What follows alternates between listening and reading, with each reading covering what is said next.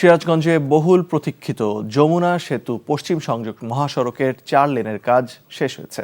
পাশাপাশি ঢাকা বগুড়া মহাসড়ক আর হাটিকুমরুল ইন্টারচেঞ্জের 2টি লাইনের কাজও শেষ।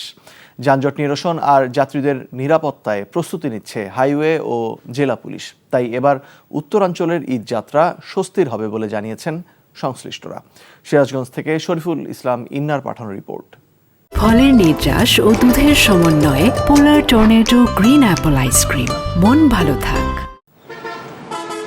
উত্তরবঙ্গের প্রবেশদ্বার যমুনা সেতু পশ্চিম সংযোগ সড়ক। জেলায় মোট 105 কিলোমিটার মহাসড়ক রয়েছে।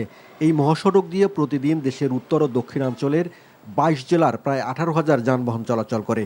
তবে ঈদ উপলক্ষে এই মহাসড়কে যানবাহনের চাপ বাড়ে প্রায় 3 গুণ, যে কারণে যানজট লেগেই থাকতো।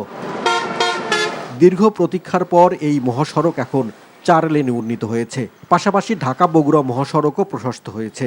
ফলে দীর্ঘ ভোগান্তির পর এবার ঈদযাত্রা স্বস্তির হবে বলে আশা যাত্রীদের। আর এখন রাস্তা 4 লাইন রাস্তা হয়েছে, এখন রাস্তায় কোনো সমস্যা হয় না। আল্লাহর রহমতে এখন মনে হয় যে আপনি হলো ঈদে আমরা মনে হয় যে নিরাপদে বাড়িতে আসতে পারবো। আশা করা যায় যে সবাই ভালোভাবে বাড়িতে পৌঁছাইতে পারবে। আমাদের এখন প্রয়োজন ঈদের সামনে রাস্তায় ট্রাফিক সার্জেন, এগুলো আমার প্রয়োজন। রাস্তাঘাটে এখন যানজট বাঁচবো, রাস্তাঘাটে ট্রাফিক সার্জেন না থাকার কারণে আমরা সিএমজির মাস্টার হয়ে আমরা এই রাস্তায় যানজট হরাইতেছি, এতে আমাদের খুব কষ্ট হইতেছে।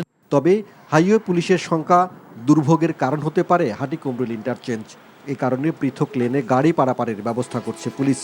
যাত্রীদের নিরাপত্তায় পোশাকধারী পুলিশের পাশাপাশি বাড়ানো হয়েছে গোয়েন্দা তৎপরতাও।